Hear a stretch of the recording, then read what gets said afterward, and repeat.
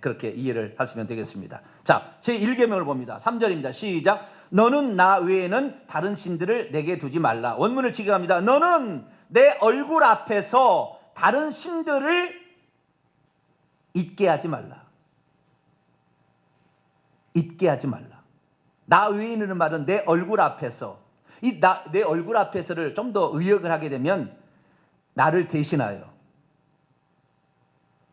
나보다 우선하여 다른 신들을 내게 두지 말라. 자, 여기에 중요한 두 가지 사실이 있습니다. 첫째, 다른 신들을 언급하세요. 하나님께서 인간들이 하나님 말고, 여호와 하나님 말고 다른 신들을 잊게 할 것을 아신 거죠. 애굽에 있을 때 신을 섬겼고 나중에 적과 끓이는 가나안 땅에 들어가서도 신을 섬기게 됩니다. 신은 두 종류예요. 애굽에 있을 때 섬기는 신과 가나안 땅에 들어가서 섬기는 신이에요. 그런데 이 신들은 원래는 나무나 돌이나 이런 것이 아니라고요.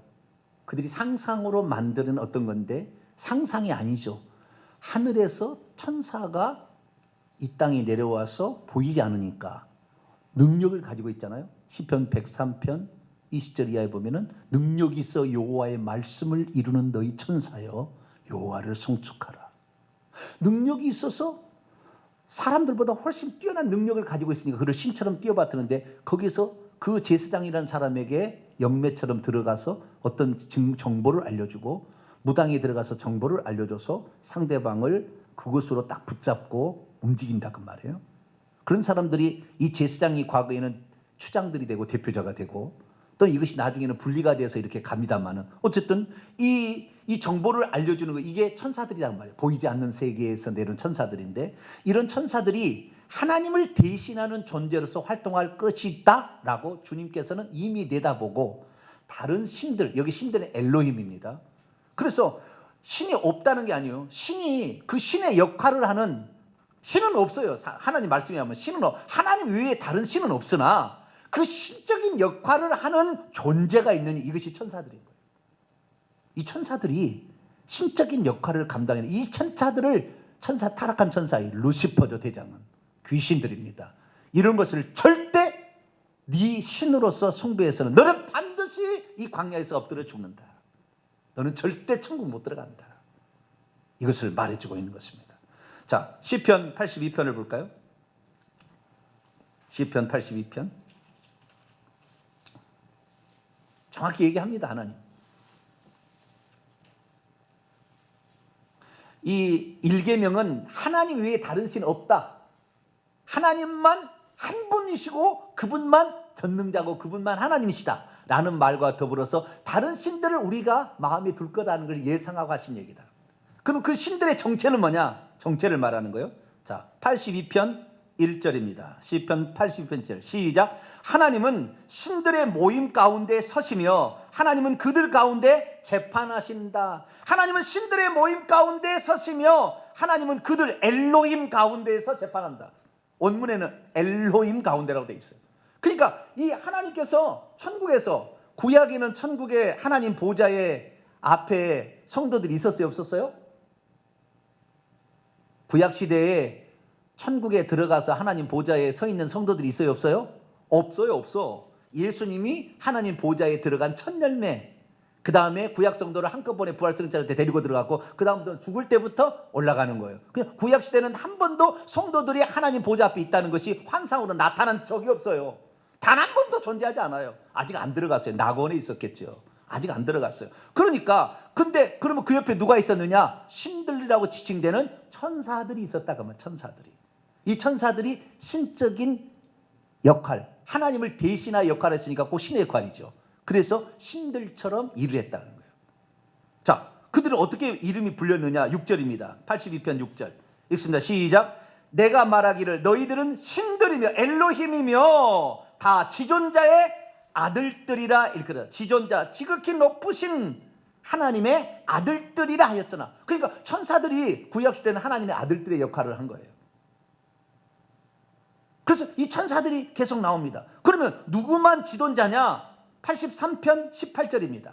83편 18절 시작. 여호와라 이름하신 주만 온 세계의 지존자로 알게 하소. 여호와라 이름하는 주님만 홀로, 주만이란 말은 원문의 뜻은 그분 당신 홀로 온 땅의 지존자, 옐론으로 알게 하소서. 하나님만 그러는 거예요. 자, 계속 또 봅시다. 86편 시편 86편 8절 읽습니다. 시작. 주여 신들 중에 주와 같은 자가 없사오며 주의 행하심과 같은 일도 없나이다. 주와 같은 자가 있어요, 없어요? 없어요. 주님께서 천사들에게 어떤 권한을, 능력을 주어서 그 일을 하게 할 뿐이지 하나님과 같은 전능자는 없다 그 말이에요. 능력 있는 자는 있어도 전능자는 없다 그 말이에요. 한 구절만 더 보도록 할까요? 89편 시편 89편 5절부터 8절까지 여호와여, 시편 89편 5절 이해합니다. 여호와여 주의 기이한 일을 하늘이 찬양할 것이요 주의 성실도 거룩한 자들의 모임 가운데에 찬양할, 거룩한 자들 천사들이에요. 모임 가운데 찬양하리도. 무릇 구름 위에서 능히 여호와와 비교할 자가 누구며 엘로힘 가운데서 여호와 같은 자가 누구리올까? 하나님은 거룩한 자들의 모임, 천사들의 모임 가운데 매우 두려워할 이시며 둘러서 있는 모든 천사들 중에 더욱 두려워할 이시다. 여호와 만군의 하나님이여 주와 같이 전능한, 능력이 있는 자, 원문에 전능한 자가 누구이오리까? 그래서 구약시대 보게 되면 천사가 있어요. 천사가 하나님 능력을 받아 일함으로 엘로힘처럼 쓰임 받았는데 다른 엘로힘을 있게 하지 말라. 그것은 내가 내 명령을 수행하라고 내가 만든 종들이지 너희들이 섬길 대상이 아니다. 너희들이 섬길 대상은 그 종들을 만든 나야. 나 여호와 이거예요. 그래서 우리가 이 천사들이 구약시대는 이방 땅에 바벨론의 뭐 신이랄지, 메디아 파사의 신이랄지, 헬라 제국의 신들, 그리스 로마의 신들 다 천사들을 가장한 거예요. 천사들이 그렇게 가장된 거예요. 우리는 절대 다른 신들을 두지 말고 오직 한 분 하나님, 그분만을 의지하게 되기 바랍니다. 신명기 4장입니다. 신명기 4장. 출애굽 2세대들에게 이걸 정확히 모세가 일러줍니다. 신명기 4장 35절. 신명기 4장 35절 읽습니다. 시작. 이것을 내게 나타내심은 여호와는 하나님이시요 그 외에는 다른 신들이 없음을 내게 알게 하려 함이라. 여호와만 하나님으로 섬겨야 된다. 너희들 출애굽 2세대들 너희들 이제 가나안 땅에 들어가는데 1세대들에게는 애굽 땅에 있던 거 이제 버리라 그런 얘기였다고 한다면 2세대들은 너희가 들어갈 땅에서 나 외에 다른 걸 절대 두면 그건 너희들을 결국에 사기칠 거라는 거예요. 네, 나중에. 근데 보세요. 이 천사들 중에서 우두머리, 타락한 자 우두머리는 루시퍼고 이 루시퍼 밑에 그 다음에 귀신들이 있잖아요. 그들이 내어 쫓겼다고 말이에요. 자, 누가복음 10장을 볼까요? 그들은 저주받은 자들이에요. 그래서 그들을 섬기면 저주가 나타나는 겁니다. 왜 섬기지 말라겠느냐? 그들을 섬기면 저주가 나타나요. 예수 그리스도를 믿고도 늘 추대비 장례비 드리니까 자식 중에 미친 사람이 나오는 것이고 지체 장애자도 나오는 것이고 집안에 우환이 떠나지 않는 거예요. 왜? 저주받은 영이 들어와서 그 사람 속에 역사하니까 또 저주가 나타나는 거예요. 자, 18절 누가복음 10장 18절에서 20절까지 시작. 예수께서 이르시되 사탄이 하늘로부터 번개같이 떨어지는 것을 내가 보았노라. 내가 너희에게 뱀과 전갈을 밟으며 원수의 모든 능력을 제어할 권능을 주었으니 너희를 해칠 자가 결코 없으리라. 사단, 뱀, 전갈 이런 것들이 하늘에서 떨어졌다고 말해요. 사탄을 용이라고 합니다. 요한계시록 12장에 가면 용. 원래 용이 아니에요. 천사는 짐승이 아니었어요. 떨어질 때 저주를 받아서 루시퍼는 용으로 됐고 나머지는 뱀이 되고 전갈이 되고 막 이렇게 되는 거예요. 아시겠죠? 이렇게 돼가지고 온갖 저주받은 존재인데 이 용이나 뱀이나 전갈은 독들이 있어요. 사람을 쏜다 그 말이에요. 들어가서 저주를 주는 거예요. 그래서 이 실제적으로 천사들을 보게 되면은 이 지옥에 떨어진 천사를 보면 날개가 찢어졌고 눈이 하나 없고 막 이런 거예요. 뭐 온몸이 상해 있어요. 팔이 하나가 없고 막 이런 거예요. 날개가 하나가 없고 막 이러는 거예요. 그러듯이 이 저주를 받은 그것들이 들어오게 되면 사람들 속에 그런 저주가 나타나기 시작하는 거예요. 절대 우상 숭배하지 말아야 돼요. 우상 숭배하면 우리 자식이 저주받은 자식이 나오는 거예요. 저주받는다고 지옥 간다는 얘기는 아닙니다. 그도 예수 믿으면 천국 갈 수 있어요. 그러나 상태를 그렇게 태어난다 그 말이에요. 그런 영향력 안에 태어난다 그 말이에요. 다시 넘어옵니다. 다른 신들을 둬야 되겠어요? 안 둬야 되겠어요? 이게 천사가 하나님을 가장하는 겁니다. 타락한 천사들이 절대 속으면 안 된다 이런 것이고요. 나 외에 나만 하나님이다. 나만 하나님이다. 분명하게 해서 우리는 한 분 하나님이신 우리 주 예수 그리스도 할렐루야, 우리로 구원하러 오신 그분 한 분 하나님이 구원하신 우리 주 예수 그리스도만 영원토록 섬기며 찬양이 되길 바랍니다. 4절 5절 6절은 이제 설명했으니까 간단하게 정리합니다. 너를 위하여, 제가 원문을 지켜갑니다. 너는 너를 위하여 조각한 우상을 만들지 말라. 여기서 우상은 보이지 않는 어떤 이미지, 보이지 않는 것을 말하는, 보이지 않는 우상을 만들지 말되 위로 하늘에 있는 것들, 아래로 땅에 있는 것들, 땅 안에 물속에 있는 것의 어떤 형상, 두 가지를 말하는 거예요. 첫째는 조각한 어떤 보이지 않는 형체를 이건 천사를 이제 해서 만들겠죠. 두 번째는 위로 하늘에 있는 것들, 해와 달과 별들, 새들, 아래로 땅에 있는 것들, 땅에 있는 온갖 것들, 그 다음에 땅 속에 있는 물 속에 있는 것들, 뭐 물고기 신이 블레셋 신이잖아요. 물고기 신이. 그렇듯이 땅에서 물 속에 있는 어떤 형상, 이 형상은 태무나라는 것으로 형태를 말합니다. 형태를 가지고 있는 어떤 것, 형태가 없는 것을 형식으로 만들거나 형태가 있는 것을 물고기 신, 그 다음에 뭐 송아지 신, 이스라엘 백성 애국할 때는 송아지 신을 섬겼잖아요. 그런 것들을 절대 두 가지예요. 보이지 않는 것을 형상으로 만들거나 아니면은 있는 것들을 형상으로 만들어서 절대는 세 가지로 만들지 말 것이며, 두 번째 그것들에게 5절 절하지 말 것이며, 세 번째 그것들을 섬기지 말라. 세 가지입니다. 이 두 번째 계명은 세 가지인데, 천주교에서는 마리아 형상을 앞에서 숭배하잖아요. 그러니까 천주교에서 10계명은 2계명을 빼버렸어요. 10번째 계명을 2개로 나눴어요. 천주교 10계명은 두 번째 계명, 우상 숭배하지, 우상을 만들지 말고 절하지 말고 섬기지 말라는 것이 우상 숭배가 될 것 같으니까 천주교에서는 10계명 이걸 빼버렸어요. 그게 천주교예요. 천주교에 가서는 천국 가기 거의 어렵습니다. 거의 어려워요. 세 가지 하지 말아야 돼요. 첫 번째는 만들지 말아야 돼요. 뭐라고요? 만들지 말아요. 두 번째는 절하지 말라. 이 절하지 말라는 것은 예의를 갖추지 말라, 그렇게 이해하시면 돼요. 경배하지 말라, 절하지 말라, 예의를 갖추지 말라. 절대 예의를 갖추지 말라 이 말이에요.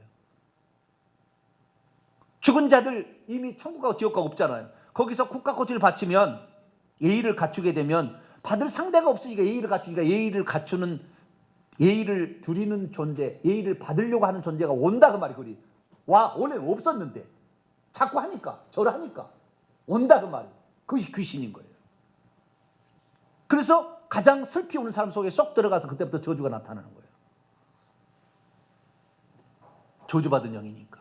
깨끗함을 받지 못한 영이라고 했잖아요. 주님께서 더러운 귀신아 떠나가라. 더럽다는 것은 unclean, 깨끗함을 받지 못한 영아, 영원토록 깨끗함을 받지 못. 예수의 피가 그들을 위해서 존재하지 않아요. 우리 인간만이 하나님께서 우리를 위해서 피를 흘려주셨지 천사를 위해서 피를 흘려주지 않았어요.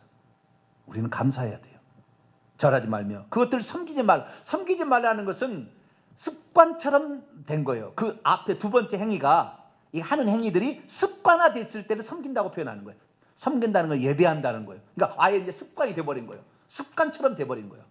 그러면 어떻게 되느냐? 그걸 하지 말아야 되는데, 그렇게 하게 됐을 때 나 내 하나님 여호와는 질투하는 하나님즉 나를 미워하는 자의 죄를 갖되 아버지로부터 아들에게까지 3, 4대까지 그 죄를 물어서, 이 우상숭배 행위가 결국에 젖과 꿀이는 가나안 땅에 못 들어가는 결정적인 요인이 됨을 빨리 회개하라고, 내가 반드시 그 죄를 갚을 것이다, 그 죄를 벌할 것이다 라고 주님 말씀하고 있는 거예요. 그러니까 주님이 우리를 벌하는 것은 우리를 그냥 망가뜨리려고 그런 것이 아니라 깨달으라고 그러면 깨달으라고. 거기서 이거 안 가르친다 그 말이에요. 주례배, 장례배, 돈을 하나님처럼 섬기는 거. 그래서 우리는 돈을 벌게 되면 첫 번째 먼저 떼어서 주님 앞에 드리는 거예요. 이것은 주님 것입니다. 할렐루야. 그런 행위를 해야 된다고. 그거 하지 않으면 자기는 무너집니다. 율법적 행위가 없으면 무너져 가는 거예요. 그래서 하나님께서는 우리를 무슨 망가뜨리려고 이렇게 벌하는 것이 아니라, 우리로 하여금 그것이 얼마나 심각한 일인가라는 것을 깨닫고 회개하라고 이렇게 한다고. 몇 대까지요? 3, 4대까지. 원문을 지켜갑니다. 5절입니다. 너는 그것들에게 결코 경배하지 말며 절하지 말라. 경배하지 말며 그것들을 예배하지 말라. 왜냐하면 나의 하나님 여호와는 질투하는 시기하는 하나님이기 때문이다. 나는 나를 미워하는 자들의 죄를 벌하되 아버지들의 죄악을 아들과 3, 4대까지 벌할 것이다. 자, 출애굽기 34장을 보겠습니다. 한 번 더 경고하십니다. 이것은 아주 중요해가지고 한 번 더 경고해요. 출애굽기 34장 6절 7절 있습니다. 시작. 여호와께서 그의 앞으로 지나시며 선포하시되 여호와라 여호와라 자비롭고 은혜롭고 노하기를 더디하고 인자와 진실이 많은 하나님이라. 인자를 1000배까지 베풀며 악과 과실과 죄를 용서하리라. 그러나 벌은 면제하지 아니하고 아버지의 악행을 자손 3, 4대까지 보응하리라. 그러니까 여기에 이제 그 10절부터 이하를, 출애굽기 34장 10절 이하를 보면은 11절에 가나안 땅에 들어가서 그 사람들을 쫓아낼 때 절대 그들의 신을 섬기지 말. 13절 제단도 헐어버리고 주상도 깨뜨려버리고 아세라상도 찍어버리고 다른 신들에 절하지 말고 여호와는 질투하는 이름의 하나님이니까 그들에게 언약을 섬겨서 음란하게 그들을 섬기지 말라. 그들의 신을 16절 34장 16절 읽읍시다. 시작. 또 내가 그들의 딸들을 내 아들들의 아내로 삼음으로 그들의 딸들이 그들의 신들을 음란하게 섬기며 내 아들들에게 그들의 신들을 음란하게 섬기게 할까 함이라. 그러므로 신상들을 부어 만들지 말라. 3, 4대까지 가는 거예요. 제가 가장 가슴 아픈 것은 그거예요. 내가 잘못했는데 우상 숭배하는 것들을 내 자식이 저주를 안고 태어나는 것. 어떤 사람들은 장애인으로 태어나는 거예요. 장애인으로. 가장 안타까운 거예요. 그게 뭔 잘못이 있대요? 그러나 부모로부터 육체를 물려받기 때문에, 유전자를 물려받기 때문에 영향이 가는 거 아니에요? 그래서 그렇게 물려받아 그 사람 지옥 간다는 얘기는 아닙니다. 그 사람도 회개하고 예수 믿으면 천국 갑니다. 할렐루야. 저주를 받고 태어났어도. 그래서 예수만 믿으면, 그리고 우상 숭배를 끊게 되면 천국 가는 거예요. 그러나 태어날 때부터 저주를 가지고 태어나잖아요. 영향력이 미친다 그 말이에요. 나 때문에 내 자식이 그렇게 한다는데 우상 숭배 계속 하실래요? 이 얘기 딱 했더니 저희 어머니께서 처음에 몰랐다가 그날로 제사 딱 끝내버렸어요. 제사, 추대배 딱 끝내버린 거예요. 니네들이 그런 어려움을 당한다는데 내가 뭐하라고 그걸 하겠니? 너희들 잘 되라고 한 것이었지. 딱 끝내버린 거예요.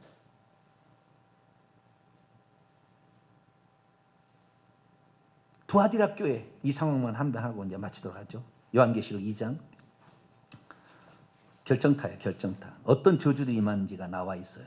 우상 숭배했을 때 나오는 게 두아디라 교회 2장 20절부터 보게 되면 그러나 내가 책망할 일이 있노라 자칭 선지자라 하는 여자 이세벨을 내가 용납하비니 그가 내 종들을 가르쳤고요 음행하게 하고 인간의 계명이고요 우상의 제물을 먹게 하나님에 대한 도덕을 어기는 거죠.